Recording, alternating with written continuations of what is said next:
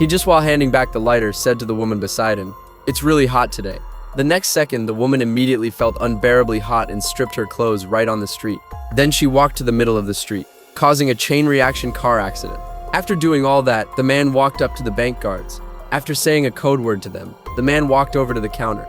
The teller politely greeted him with, "Good morning," but the man insisted it was already evening, while the clock above showed it was 9:10 in the morning.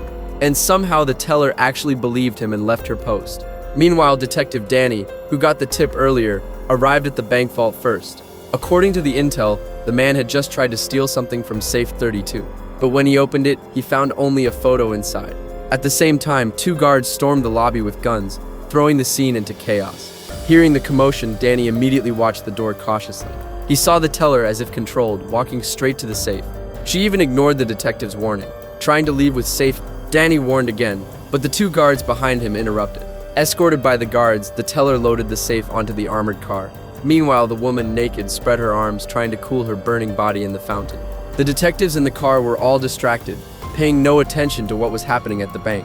But the teller driving wasn't trying to escape, just aiming to crash into the cars on the street. Then the mysterious man walked over slowly, took the safe from the teller and planted a bomb on it. By the time the detectives arrived, their path was blocked by the exploding vehicle, and they could only watch the man escape.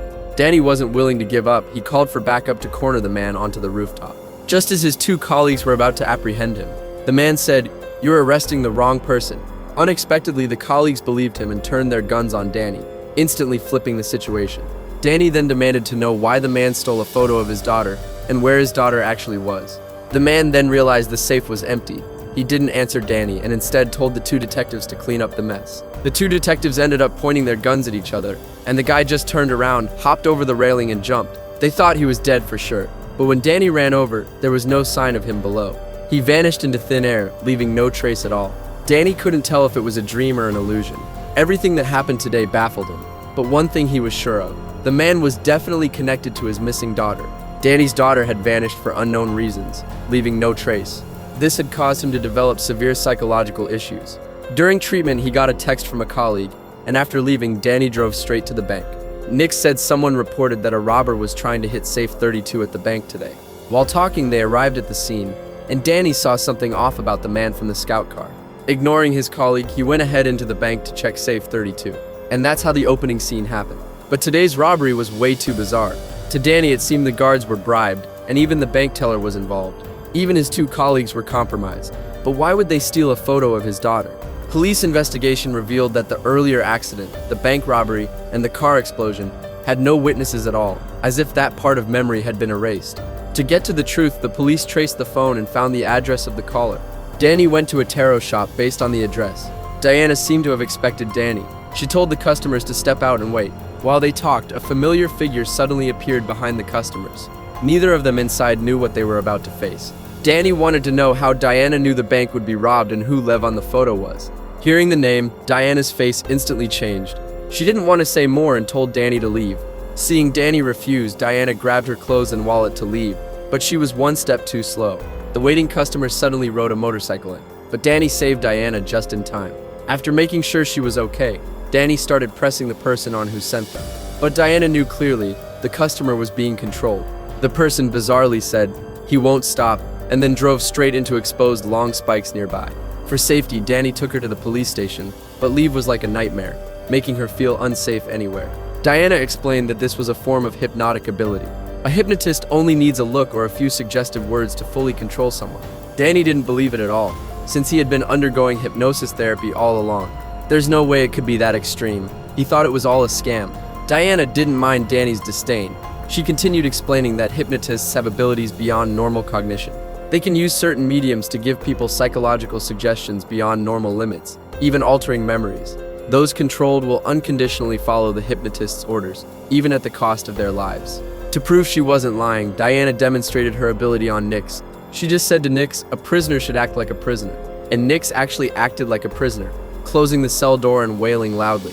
No matter how Danny shouted, Nix didn't respond. Until Diana told him to get some fresh air, Nix finally stopped crying and walked out. Seeing this, Danny had to believe it, because there was no hint of acting on Nix's face. He started to worry he might also be affected, but Diana reassured him, because from the start of their meeting, Diana had tried to hypnotize him but failed. Danny's mental defenses were much stronger than normal, not something an ordinary hypnotist could control. But Nix, smoking outside, wasn't so lucky. He was facing top-level hypnotist Ryan. They had no idea the man had arrived, and were still discussing everything about hypnotists. Diana said hypnotists were actually an organization, and she was one of them. The organization originally served government interests, but Ryan was too dangerous. So Diana escaped and went into hiding under a false identity. Diana wanted to continue, but the lights suddenly went out. Sensing something was wrong, the two quickly looked at the door, only to see Nix coming at them with a gun. It was clear from his demeanor that Nix was being controlled. Facing a longtime partner, Danny couldn't bring himself to be ruthless, so he shot him in the leg. But those controlled by Ryan couldn't be woken. Nix had now become a killing machine. The only option now was to get out of there fast. Danny didn't want to give up, so he handcuffed Nix to the iron gate. Even so, Nix didn't give up. He just wanted the gun to complete his mission, even if it meant tearing off his own arm. Faced with this unstoppable hypnosis, Diana had no choice but to shoot and kill him. Danny was really angry at Diana's actions, but he knew clearly that from the moment Nix was controlled, he lost his mind. Diana's shot was also a kind of relief for him. Because of Nix's death, the two were forced onto the same side and had to hide quickly. Nix's death couldn't be explained, and no one would believe anything about hypnotists. Soon, the news started broadcasting their wanted notices, forcing them to disguise and travel low-key. Danny pulled out his daughter's photo and said their target was this photo. This suggested that the other side probably knew his daughter's whereabouts, so he had to find Ryan. While they were talking, an old chief walked in. Seeing the blood on Danny's hands, the chief didn't speak but quietly reached for his gun at his waist. Diana quickly used hypnosis to control him and had him notify headquarters that the two fugitives escaped in another direction. Before leaving, Diana also hypnotized the chief to pay their bill for them. But just as they were about to leave, Ryan's voice came over the radio. They rushed out, but were a step too late. Ryan had already blocked them with the police. Danny didn't hesitate. He took out the photo to lure Ryan away, giving Diana time to leave. He quickly darted into the train station, running back and forth through the cars, trying to evade pursuit. But Ryan behind him calmly watched the surroundings, as if everything was under his control. Danny thought he was safe, but the tracks in front of him began to warp. He was clearly under hypnosis. When Danny came to his senses, he was in a dead-end alley, facing 3 people trying to capture him. At this critical moment, Diana arrived just in time, forced the driving chief out, and told Danny to get in quickly. The two successfully left and fled all the way to the border. At the checkpoint, Diana repeated her trick, hypnotizing the officers, and they smoothly entered Mexico. Diana took Danny to a highly experienced hypnotist, who was the master of both Diana and Ryan. To get his help, the two put on a show. Hearing the knock, Jerry told the maid to answer. But as the knocking grew urgent, Jerry became instantly alert. The door opened to a stranger. Jerry immediately raised his gun, only to be aimed at by the maid holding a gun. He realized it was Diana, while the real maid was locked in a cabinet. Seeing this, Jerry had nothing to hide. He said Ryan wanted to find the strongest hypnotists and turn them into controllable machines. And hypnotists had a skill. They could erase their own memories. Only through special triggers could deep memories be awakened. At this, Danny took out his daughter's photo. The words on it could be the trigger. Jerry wanted to see the photo. Danny was about to hand it over, but Diana stopped him. It turned out the person in front wasn't Jerry, but Ryan. They were all under hypnosis. The two immediately turned and ran, but Ryan didn't chase right away, because everyone outside was under his control. These people blocked their way as instructed. Seeing more and more, Danny had to pull his gun to warn. Fortunately, it worked a bit. After leaving the crowd, they grabbed a motorcycle and started fleeing. But there were too many pedestrians on the road, and even the path ahead began to warp. Danny was stunned. While dazed, he nearly hit a pickup, so they abandoned the bike and ran. But soon, they were trapped in an alley by the crowd. As Ryan approached, the police drew their guns, aiming at Danny and the other. Then Ryan started using hypnosis, trying to control Danny. But in this battle of the mind, Danny clearly had the upper hand. The police turned around and aimed their guns at Ryan. Seeing Ryan being taken away by the police like that, Danny was simply incredulous. After all, he knew nothing about hypnosis and didn't know why Ryan wanted to capture him. There was no way the other side was just after his daughter's photo.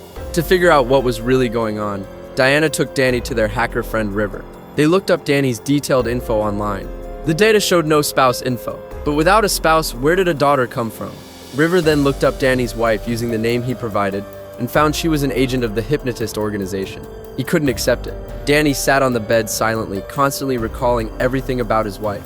He firmly believed his wife couldn't be a hypnotist. After all, they had been together since college, and no one knew her better than him. Still unconvinced, Danny, while they slept, went to the computer to look up Diana's info. He found out Diana was an active hypnotist and also under Ryan. Then he checked his phone for a wedding photo and realized Diana was actually his wife. And their daughter Minnie was the product of two hypnotists. She had hypnotic abilities that no hypnotist could match, and she was even immune to all hypnosis methods. Diana emerged from the shadows. She knew Danny had learned everything, and thankfully no longer pretended. Danny pressed her about where she took their daughter, but Diana said it was Danny who took her. The organization planned to take the daughter for training, but Danny didn't want her treated like a hypnotic tool like they were. So he secretly hid her and then reset his own memory. That way, even if the organization captured him, they couldn't know the daughter's hiding place. As Danny's memory gradually returned, the surroundings changed. They were in a spacious warehouse. It turned out the environment was just a hypnotist-induced illusion, and Nix wasn't dead. He and River were both members of the organization. Ryan was orchestrating all of this, aiming to find Danny's daughter's location. To extract Danny's deep memories, Ryan designed this entire scenario for him. Unwilling to stay longer, Danny ran quickly out of the warehouse, but froze once outside. Everything, the bank, the tarot shop, even the police station, were temporary scenes set up by the organization. Even Lev in the photo was a fictional character, a fake target deliberately written into the hypnosis script. This play starring Danny had already repeated 12 times, but each time they neared the truth, Danny would break through the illusion. Since this attempt failed again, it had to go for the 13th round. Danny was taken to a lab and injected with a hypnotic serum. With high-intensity electric signals and the strongest hypnotist suggestions, Danny's memory restarted again. He returned to the initial psychotherapy room and then received an anonymous tip. Then he went to the reconnaissance vehicle and resumed surveillance of the bank robbery case. Watching Ryan on the screen, Danny again found him very suspicious. He immediately decided to get out and go to the bank for safe 32, but this time he stopped halfway. The next second, he vanished from everyone's sight. Danny's mind had broken free from the hypnosis control. Diana blocked the car, trying to persuade him to get out. Danny ignored her and drove straight out of the base gate. At this time, Nix brought Danny's usual notebook, and Danny wrote an address on it. Diana quickly mobilized the entire organization, as this was likely Minnie's hiding place. While pursuing Danny, Diana checked the address and found it was a cattle farm. The farm owner had adopted a child 40 years ago, and that child was Danny. Since it was a nominal father-son relationship, there were no official records. Minnie had to be there. Danny arrived at the farm gate first. The adoptive parents opening the door were very cautious. After confirming he came alone, they lowered the gun in their hands. But Ryan's helicopter was also approaching. He hurried inside to look for his daughter. In just a few short years, the daughter had grown significantly. As they excitedly embraced, members of the organization arrived, surrounding the cabin. To buy the father and daughter more time, the adoptive parents stood in front. But Ryan didn't care. Before Diana could say anything, Nix fired a shot. Danny's adoptive parents were shot dead. Danny came out at the sound but felt no sadness. Moreover, his daughter came out following him. Seeing the daughter she longed for, Diana couldn't help but run over and hug her tightly. The daughter had grown into an adult. She was undoubtedly joyful. But Diana still decided to take her. But the daughter said, "We'll be free soon," which puzzled Diana a bit. But Minnie didn't explain. She just said their family would soon break free from control. At this point, Ryan realized he was tricked. He quickly pulled out his gun and fired several shots to make his men realize everything was fake, but it was already too late. Minnie, as the most powerful hypnotist, had now grown to a level unmatched by anyone. With just a glance, Ryan's men started killing each other, completely unable to resist. Moreover, Danny's adoptive parents weren't dead. They joined the battlefield, taking out the remaining hypnotists. In the end, only Ryan was left. He tried to shoot Danny's family, but ultimately couldn't defeat Minnie. After clearing the organization's members, Danny finally told Diana the truth. It turned out that when their daughter was very young, they discovered her extraordinary hypnotic abilities. She could kill with just a thought, which was exactly what Ryan needed. But they didn't want their daughter used by the organization, so they planned a 3-year-long elimination plan. They took a photo of their daughter, wrote down key markers, and then reset their own memories. Only by hiding her where no one could find her would she have a chance to grow strong enough to eventually destroy the organization. Only then could their family truly reunite. The organization had spent 3 years collecting intelligence. By now, their daughter was strong enough to confront the entire organization directly. So Danny used himself as bait, lured the organization here, and then wiped them out. It turned out Danny's plan worked perfectly. Their grown daughter executed the ultimate counterattack for him. All the dangers seemed resolved. As their family prepared to board the helicopter to leave, the adoptive father said he would stay behind to clean the battlefield. After they left, the adoptive father picked up Ryan's gun, but the next second, the person lying on the ground turned out to be the adoptive father, meaning Ryan wasn't dead. And that's where the movie ends. And Ryan wasn't dead at the end, meaning his pursuit of Danny's family was far from over. So let's wait for what comes next. Follow me for more exciting content. See you next time.